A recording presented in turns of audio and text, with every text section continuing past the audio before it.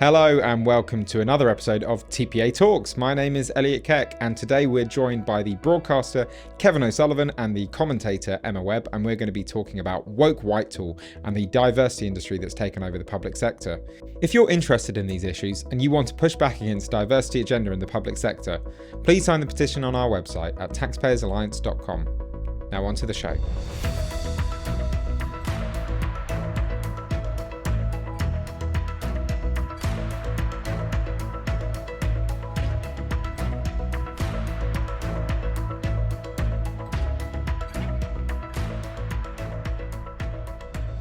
First question I want to ask is quite a broad one, but we've had 13 years of Conservative government. Traditionally, the Conservative Party would be considered the anti-woke party. So I really want to sort of ask, how on earth did we get here?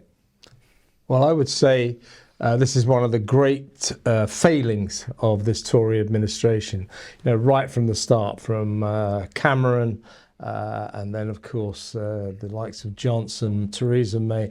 What they've done is they've been asleep at the wheel while this woke culture has crept up upon us and now prevails in every day in every way. It's all over the news agenda. People like Boris, in his metropolitan elite way, just shrugged his shoulders and said, "Oh, it's funny, it's ridiculous." It is funny. Woke culture, most of this woke nonsense is hysterically ridiculous. But by laughing at it, we've made a massive mistake, because it is also extremely pernicious and it is an attack on everything that Britain is about. It's an attack on our traditions, our culture. It is, in fact, an extreme left-wing assault on Britain, and that's what this useless Tory government has allowed to happen. I think it's also a mixture of things. I think after Tony Blair, I think that particularly with reference to the civil service, I think that he was very successful in sort of institutionalising his own spirit. And so it created this kind of counterweight, so that even when you have a Conservative government, you've still really kind of got a Labour government. And we've seen anyway that the Labour Party and the Conservative Party have almost merged. They're side by side, like identical twins at this point, with Labour mysteriously trying to brand itself as the party of low tax and the Conservatives as the party of high tax. So we've ended up in this weird topsy-turvy situation. And I think part of it is also that and not to go too deep into it because I think it's actually quite complex, but I think that over the last 20 years, the sort of narrative that the coalition government and then the Conservative government put out to do with muscular liberalism and the idea of British values and the idea of taking an interest in promoting certain values. And I think that the intention behind that was good, and it was about trying to preserve something within our society. But I think that that in trying to promote those values, they created this kind of narrative of things that are legal but harmful. And that has fed into what now we've seen when we've got this onslaught of these highly ideological activist groups who have a presence in all of our institutions and within the civil service, that as soon as they have applied any amount of pressure, the whole house of cards has just come crumbling down, and they have seized ideological control of our institutions. And so I think it's a whole complex mess of different things, political and cultural, that have led us into this weird topsy-turvy situation where the Conservative Party, despite having so many people who have the political will on the cultural front, and we've had people in cabinet, we've had people behind the scenes, special advisors who have their hearts completely in the right place, but they're then faced with this blob and all of these quangos and all of these other things that are pushing back against them being able to do anything. And then we look at it and we think, well, why is the Conservative Party so hamstrung? Why can't they do anything about any of this stuff? And I think it's because there's a lot sort of just beneath the surface that isn't immediately obvious. Why can't ministers get a grip on this despite some of their rhetoric? So, TPA research found that the FCDO renewed its Stonewall membership just a few months after the at the time Foreign Secretary Liz Truss said that she wanted all departments to distance themselves from it. Or in the case of the Home Office, a department run by Suella Braverman and Priti Patel over the last couple of years, they've had events that have called, for example, challenging assumptions of masculinity. So if you could just flesh out a bit more as to, why even the well-intentioned and the well-meaning ministers can't get a handle on this. You do have some ministers like Kemi Badenoch, Oliver Dowden. I'm speaking in the past tense for some of these people, but Kemi Badenoch, Oliver Dowden, Suella Braverman, who I think really do understand and really do want to deal with some of these things. But I imagine that you have this kind of yes minister sort of environment where they are being hampered at every turn by all of these different things that are really quite complex. And no minister ever stays in post long enough to deal with those things because our political climate doesn't give people a chance to deal with these things.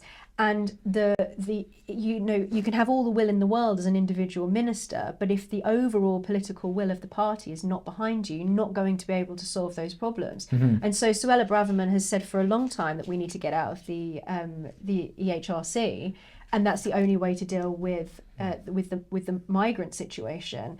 And that's an aspect of getting Brexit done.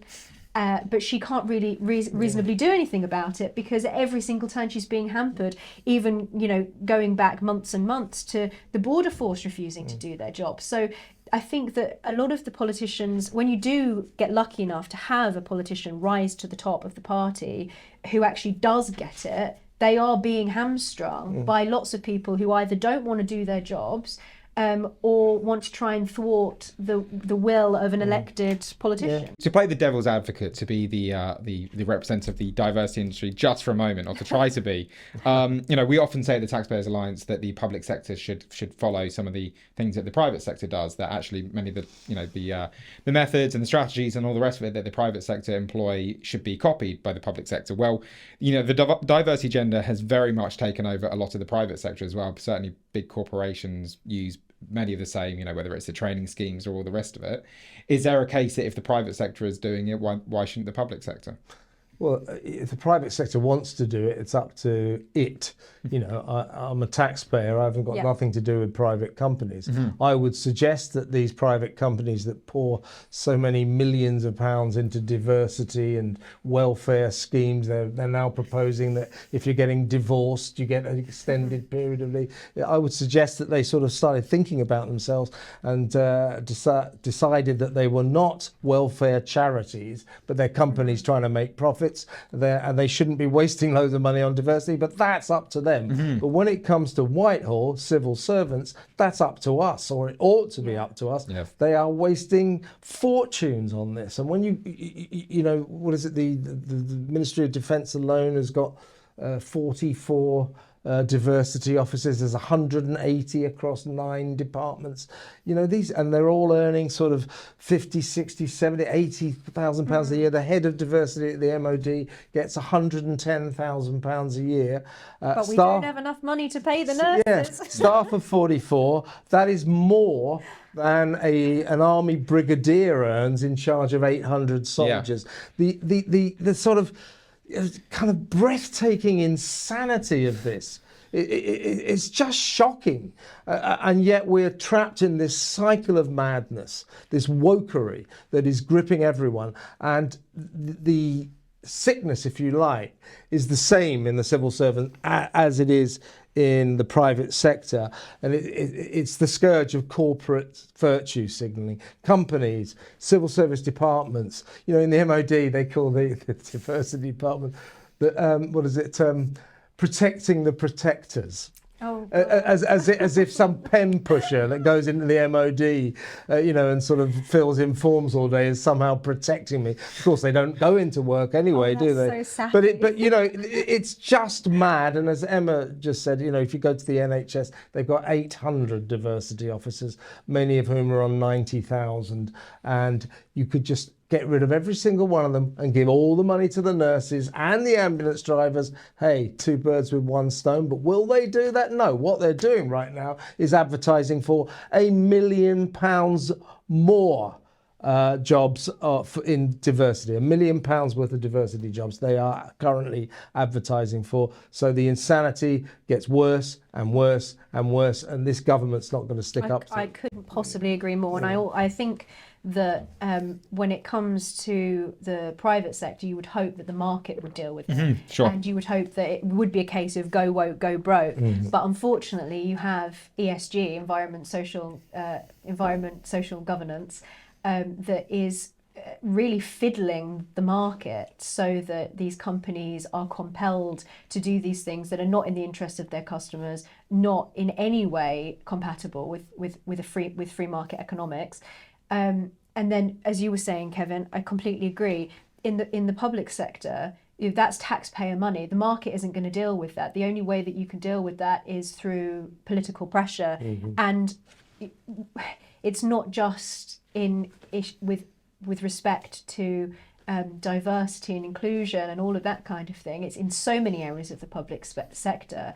There just don't seem to be any safeguards to ensure that public money is being spent efficiently. Kemi Badenoch, going back to Kemi's campaign, in her campaign speech, she made this point about every pound being spent as you would spend it as an individual. You would take care of your money and think carefully about where you put it. Whereas the government just seemed to be leaking money in all sorts of directions that the public would absolutely not agree with. And particularly on this diversity stuff, the NHS is a perfect example of this, because they are spending hundreds of thousands, possibly even millions on diversity and inclusion.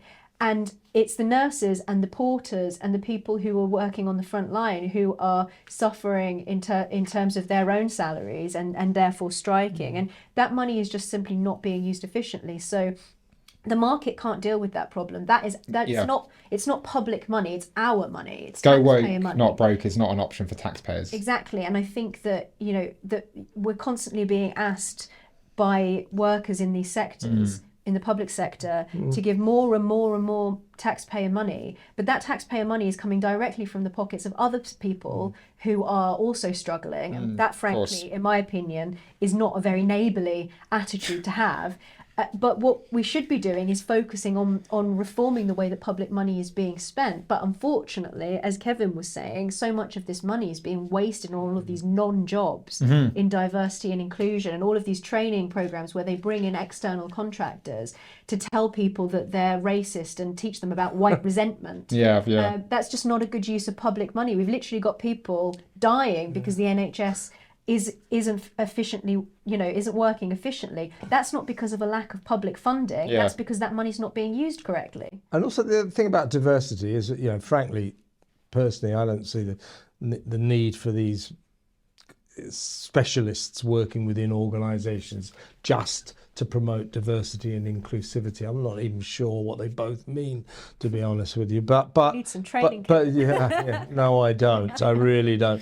But I'm not it's not a bad concept. There's no harm in having a couple of diversity officers at a massive government department like the Ministry of Defence. But it's 44. But 44. With someone in charge on £110,000 a year. This whole concept is out of control, and it feeds into what I think a lot of people are fearing about this government now, Sunak and his administration.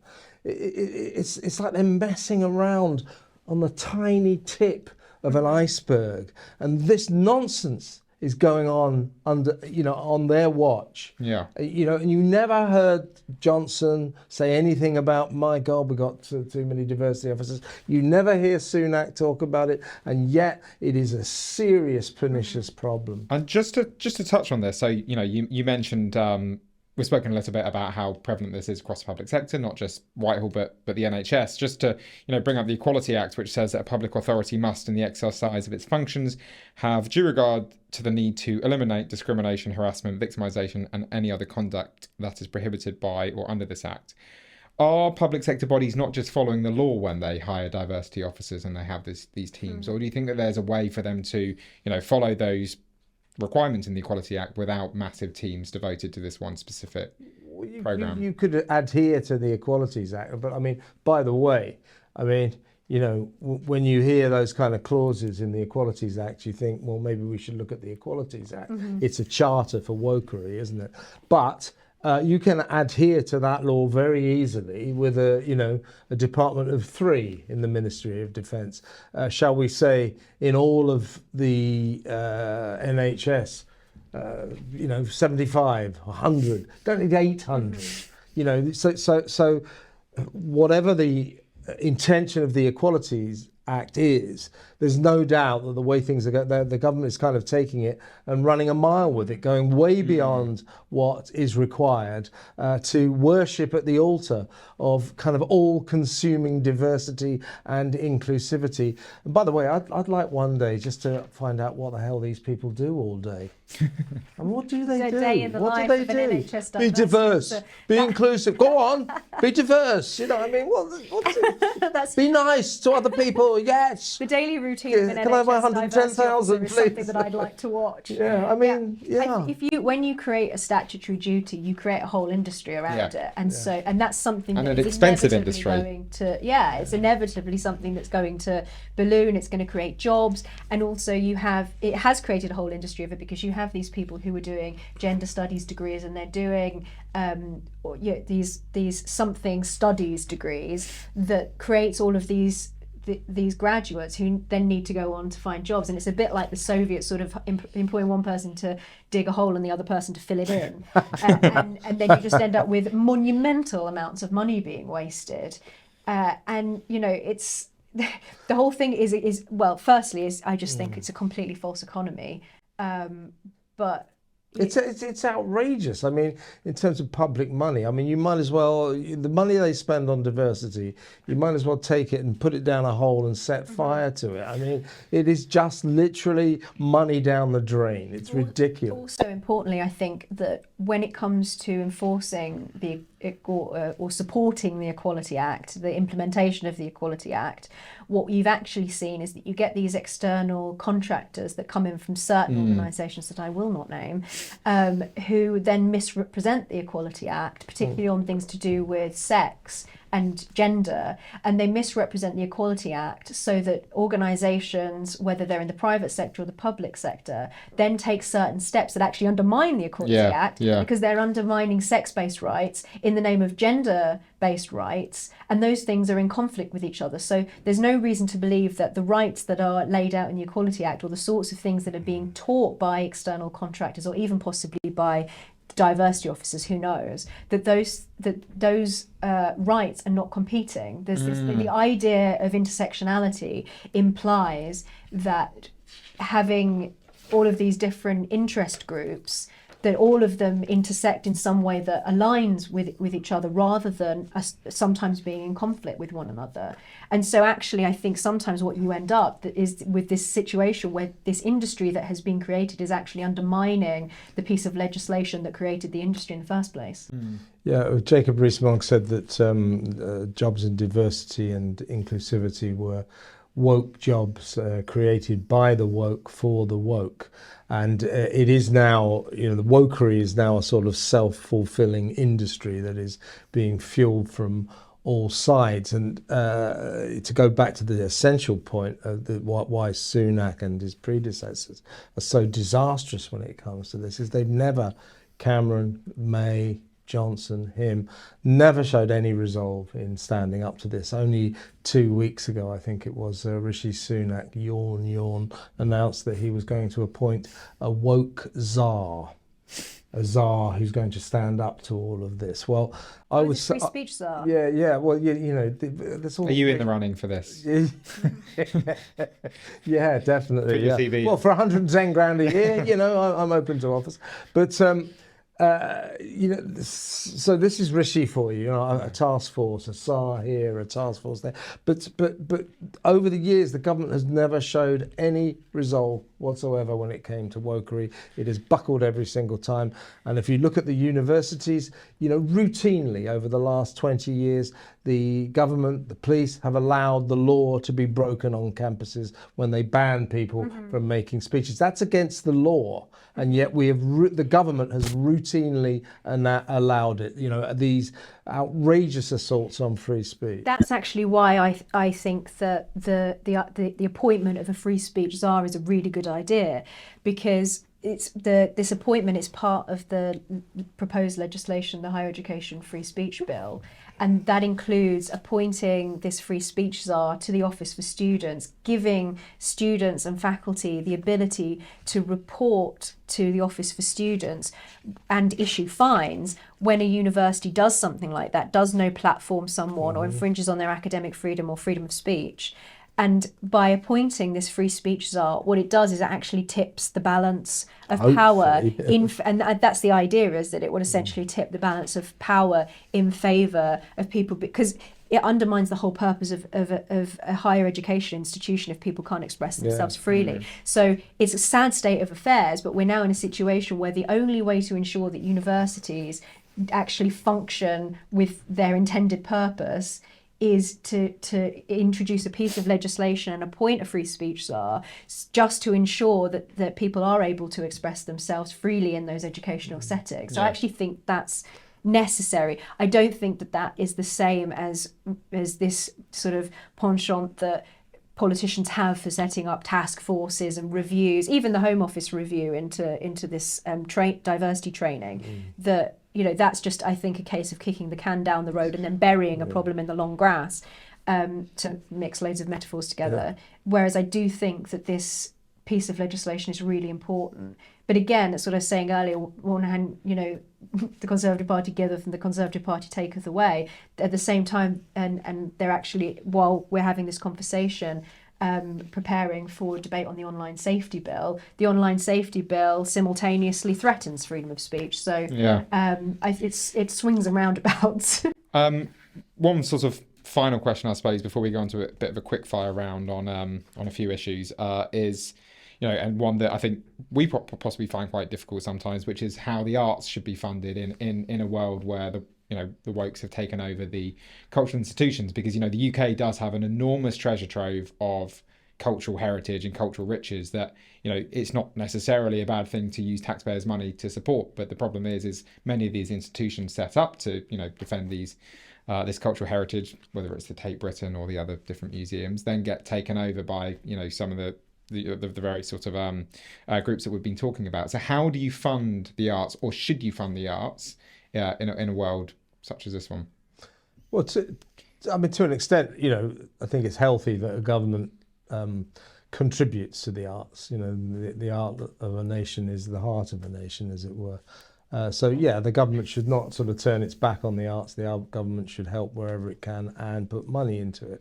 But what used to be a very healthy and lucrative arrangement is falling apart at the seams now, and that is that most of the arts were privately funded by big corporations that wanted to look nice and cultural and decent and part of the community. So yes, of course, they're sort of whitewashing their image by putting money, so BP and Shell were massive contributors to the arts. But now, of course, all these museums and galleries, theatres, are self-harming by pulling out of these arrangements and say, oh, well, you make oil and we can't possibly be a part of it, and then they can't work out why a year down the line that the government arts grant isn't enough and they're having to sack everyone, So again, this is really what's at fault here is the woke mindset, which has, literally invaded all areas of life. So the arts are in trouble now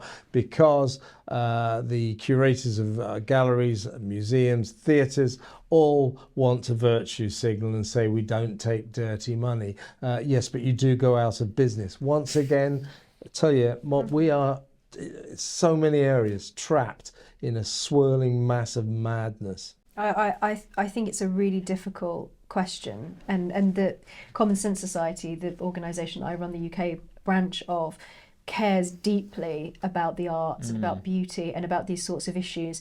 I think that one thing that we do need to do is to try to find some way of supporting private initiatives to encourage philanthropy in the arts, because actually if you look at the history of, now it's the case that all of these museums are supported by the government, but initially a lot of our greatest museums and collections were set up by private benefactors. They were people who were philanthropically minded. They cared about their legacy, and creating an inheritance for the British people, and that was the sort of fundamental basis of a lot of our museums and arts institutions. So I think it's not enough to just wait for the government to get their act together and to sort these problems out. I think if you want something done, you have to act on it, and you have to try to find ways of creating public initiatives and facilitating funding for the things that matter. And actually there's a kind of democratic element to that as well, because the government will fund all sorts of tat, and they'll fund terrible bits of public art. I mean, there are still endless examples of bad public art. TPA website's a good place to find those examples. Whereas, yeah, exactly. And I think if you involve charity in the process of funding the arts, what you'll end up with is the funding of beautiful things, the things that people really do appreciate. And of course it's important. I agree with Kevin. I think there is also a place for government funding. The problem is that the purse strings are now held by the same people that we have a problem with in all of our institutions. And you have this horrible situation where you see institutions like the National Trust that just refuse to do their job. They refuse to fulfill their purpose, and instead they want to turn all of these properties that are our sort of majestic inheritance into theme parks, not literally, but that you just have to have a look at Restore Trust's work on this to see that they are not functioning in the way that they're supposed to be. They're not serving their purpose. The same thing with museums, that museums are supposed to be the caretakers of these treasures when actually they are themselves vandals in many respects, that we can't really trust them to look after our inheritance. And same thing with recently with the Elgin marbles and the debate around that. So I think it's a very complicated issue, but to cut it off, I think there is a place for government, but we shouldn't wait for the government. But it will never be enough. The thing about government spending on the arts is it will never be enough. Yeah. As I say, I think it's important that the government does contribute, but the tradition and the reality of life means the government will never fully fund your arts. So there's always been this system where the arts look for private sponsors, for companies, corporations to back them up. But now, of course, these self-harming idiots who run the galleries and the museums, so they've got these very generous commercial benefactors, and they spend all their time investigating them. Oh, brilliant! I've found a link to slavery. We can dump these benefactors. We can get rid of them and look great. Oh, our museum's gone out of business. It's the same. It's insane. It's the same ingratitude as the historical ingratitude, where they'll dig through those original founders, people like Hans Sloane, and they will find things that are problematic about them so that they can attack the roots of their own institutions. Even some people who argue that museums are themselves systemically racist, and we should abolish museums. And we have people who believe that working in museums. It's completely wild. And then you see the same thing taking place at least they're not hypocrites, because they're doing it in our own time as well, looking for problematic aspects to their own funding, and they're cutting off their nose to spite their face. Yeah. So just to move on to some quick-fire questions about some issues that have come up in the news recently. Reactions to Haringey Council spending over £100,000 on renaming a street called Black Boy Lane. Where do we begin? I mean, it's just such a perfect story, because obviously it's awful, but the fact that they spent over £180,000 on the consultation process and then ignored the results of the consultation, went against the residents' will, changed the name, and then put in brackets underneath the name underneath the new name the original name. So they still kept the offensive name on the sign anyway. And then within hours of this being in the news, you had somebody went and graffitied it. There's now behind it on the wall, somebody has put up a new version of the street sign. And this is, again, another huge waste of taxpayers' money, at the expense of residents, at the expense of the public, of the people who live in Haringey, myself included. And all for nothing, seemingly, other than to let them have a little halo polish to make themselves feel a bit better. But none of the ethnic minorities living on the street thought that it was a good idea to change the name of the street sign. So this is probably, I assume, white council members who are offended on behalf of an imagined community, patronising, and they're doing it to tick a box and tell themselves that they're good people at the expense of everyone else, because probably the people of Haringey could do with that £180,000 being spent on something a lot more worthwhile that would benefit the community and actually make a real difference, rather than just naming one street. Haringey Council have said they've only spent about £100,000 of the full £186,000 budget. I think just so well, that makes just on the record. And then super quick fire taxpayers' money. Super quick fire responses now. What do you think of an NHS trust spending over £100,000 on a director of lived experience? On a director of lived experience. Oh yeah, this was the two. These were the two. There were two of lived experience czars, I think they were called, and they both offered £115,000 a year. And the qualification for this was you had to have been ill. You had to have suffered illness. So that was the qualification, so that you were an expert on what it was like to be ill. And for that, the cash-strapped NHS will give you £115,000 a year. Yeah. I refer you, Your Honour, to my previous reference to the swirling mass of madness that we have to exist in the moronic inferno of modern Britain. It's such a scam. The whole thing's a scam. Take Britain putting on a drag time story hour for children. I've had a run-in with the drag queens before over this and had quite a backlash. I think it was you. I think it was probably on my show. Yeah. I remember. And my view is that it was over Bag of Chips. That's the McCain advert with Bag of Chips. That's the drag queen's name. But a lot of them have much saucier names than Bag of Chips. Pardon, weird pun. But I think, drag, fine for adults in an adult context. Drag is, in my view, an inherently sexualized form of entertainment that is just simply not suitable for children. I think there's something weird about parents wanting to have drag queens read stories to their children, but there's also something weird about wanting to dress in drag and read stories to children. If you want to read stories to children, why do you have to do it in drag?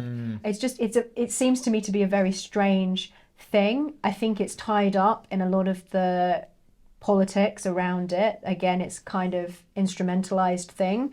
And it's obviously something that is in vogue with a lot of these cultural institutions. They want to be on the bandwagon. Taxpayer-funded institutions as well. And I think it's very odd that there are some people who've said that those people expressing concerns about this are advocating for cancel culture, because being concerned about the safeguarding of children is not cancel culture. There are definitely better ways of spending taxpayers' money than on drag queens giving story sessions to kids. It's ridiculous. And then finally, the Food Standards Agency chair telling people not to bring cake into the office. Well, it's illiberalism gone mad. This is. I think the woman who said this, she likened it to, banning smoking. Secondhand smoking, Smoking in offices and smoking at home and all of that. And it's like, first of all... You can't secondhand eat cake. It's like you can try. But it's like, who are you? Who are you? Don't tell me how to live my life. What possessed you to feel you have the right to tell me whether I smoke, for God's sake, let alone whether or not I eat cakes or I take cakes to the office? Butt out of my life. You don't take cakes to the office. If that makes you happy, fine, but I will. And by the way, I think I'll take up smoking again just to annoy you. You can call it nanny statery, but it is. But it's this culture of externalizing responsibility for things. If you're in an office and someone's brought in cake for someone's birthday and you're on a diet, exercise some willpower, don't eat the cake. We should be encouraging people to take individual responsibility for their actions. Secondhand smoking is slightly different because you can't really exercise your own willpower over whether or not you're breathing in somebody else's smoke. So there's obviously no comparison to be made there. But we should be encouraging a culture of individual responsibility, but instead we're going in completely the opposite direction. And it's always something external to ourselves that's responsible for our health, for our well-being. We keep seeing this with corporations and businesses taking responsibility for things like the sleep hygiene of their workers and providing them with all of these things. And it's similar to what's going on in our institutions. There's this kind of weird mission creep where none of these companies or institutions seem to really know what they're about anymore, what their purpose is. Stick to your purpose and the thing that you're supposed to be doing. Don't try and leak into everyone's lives and treat us all like babies. It's a horrible encroachment on our freedom. And I personally love cake in the office. I think it's great and I like making other people fat. I think that's as good of a place to end as any. So Emma Webb and Kevin O'Sullivan, thanks very much for coming in. You're welcome. Thank you very much for watching, and thank you very much to Kevin O'Sullivan and Emma Webb for joining us today on this episode of TPA Talks. As I said at the beginning, if you care about these issues and you want to push back against diversity agenda in the public sector, please sign the petition on our website at taxpayersalliance.com. Otherwise, we'll see you at the next episode of TPA Talks. Please like, comment and subscribe.